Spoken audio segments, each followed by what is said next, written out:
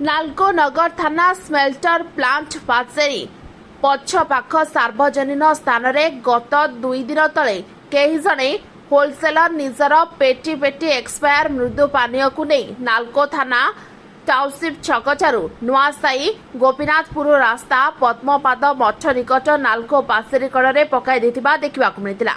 एने विभिन्न गणमाध्यम रे खबर प्रकाश पाइबा परे मुख्य जिला चिकित्सा अधिकारी निर्देश रे सकाळू नालको पुलिस और जिला जनस्वास्थ्य अधिकारी डॉक्टर धनंजय बेहरा अध्यक्षता जिला खाद्य निरापत्ता अधिकारी हरप्रिया बेहरा टीम घटनास्थल में पहुंची तदंत करने सहित विभिन्न प्रकार एक्सपायर मृदु पानीय जलर नमूना संग्रह करथिले।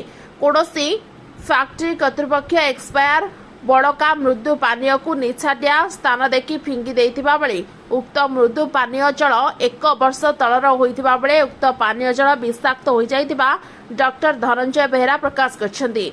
स्थानीय किछि बोतल गोटाळी उक्त स्थानरू बोतल संग्रह करुथिबा बेले शोष लागिबारु लोभरे पी देइथिबा तदंतकारी टीम आगरे प्रकाश करछन्ती।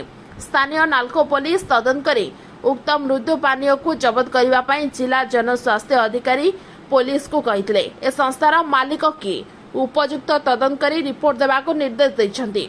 एक्सपायर मृदु पानीय जलर नमूना संग्रह करी राज्य फोरेंसिक परीक्षागार को पठाजिबो एवं केते मात्रा रे विषाक्त होइछि बोली तदंत हेबो बोली सूचना दैछन्ती। ए मृदु पानीय जल को केही न पीबा पाई सतर्क सूचना दियाइछि। अनुगुल्लु Sujit Kumar Behera report OT live. अधिक खबर देखिबा ओटी लाइव को सब्सक्राइब करंतु एवं ए खबर टी को अधिक शेयर करंतु।